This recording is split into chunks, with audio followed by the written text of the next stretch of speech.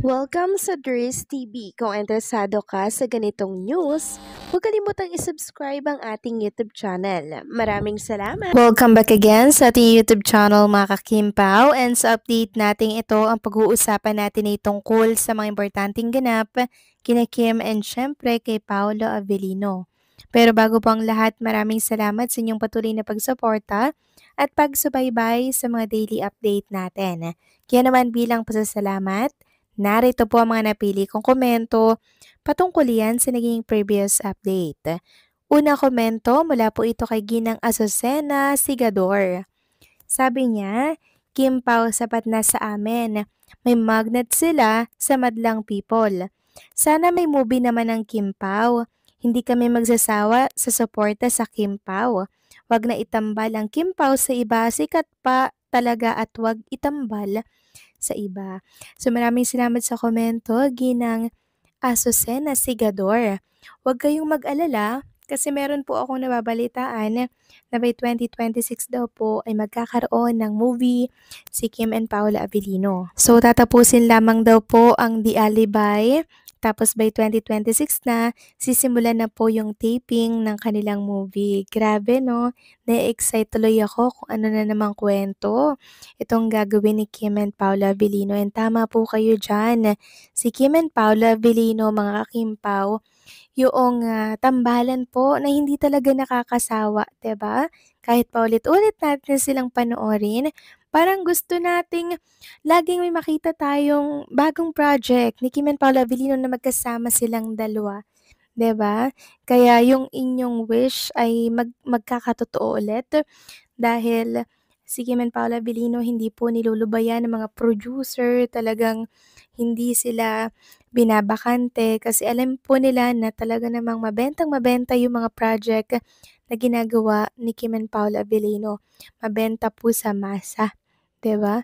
Kaya tuwang-tuwa din po yung mga producer na lagi silang kuhanin at gawan po ng proyekto. Mahusay at magaling din talaga kasi si Kim and Paula Avellino sa pag-arte. Kaya hook na hook ang mga viewers and syempre ang mga fans. So maraming salamat sa komento, Ginang Azucena Sigador. God bless po at mabuhay kayo. Next comment naman mula po kay Ginang Norma Dayag. Sabi niya, don't engage na to that basher kasi wala na silang magawa. Mga Kemerald, stop your desire that Kim and Gerald will be team up again. Not now that our idol is in their peak of their career. So why don't you just enjoy our joy to Kim Pao? Maybe you are experiencing this fatigue of super inget and zealous to your neighbor, so God will not give what you ask to God. There's never mind, there is God who know who are this idiot devil people who are consuming our idol Kim Pao. There is just offer them to the Lord.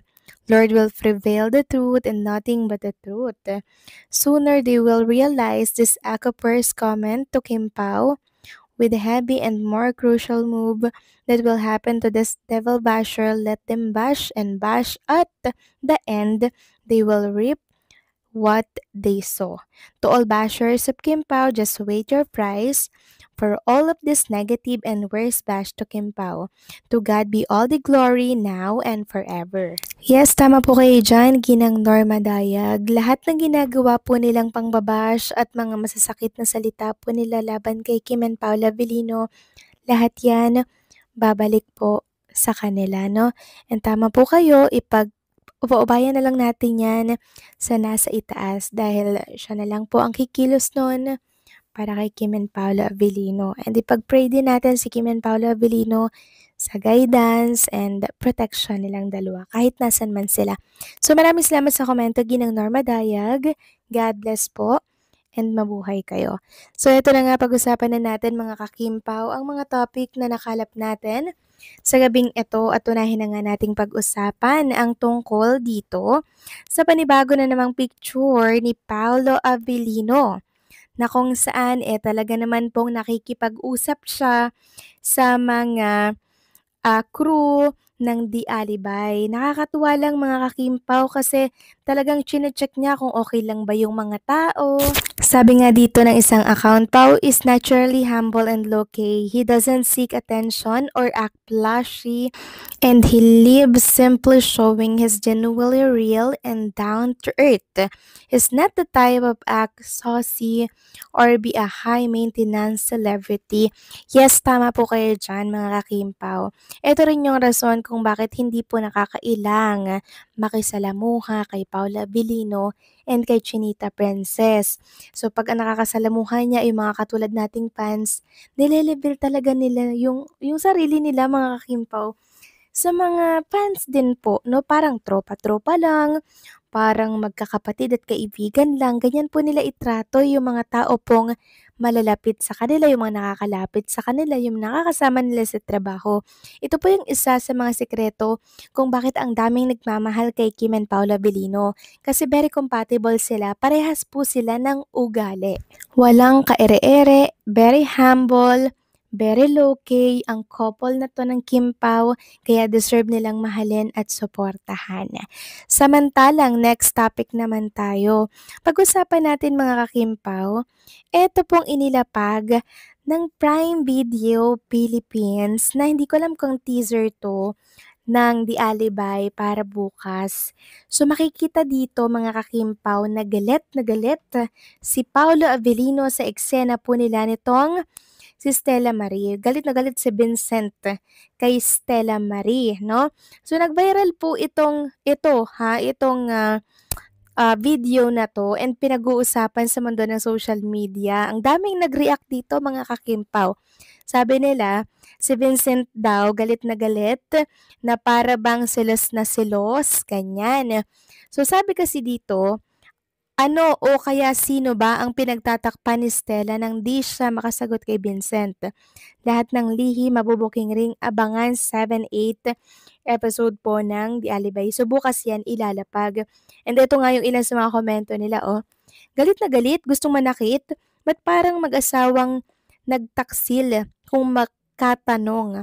Magaling ba siya? Victor, ikaw ba yan, Char? Sabi ba ng isa, Diyos ko po, nakakatakot magalit si Vincent.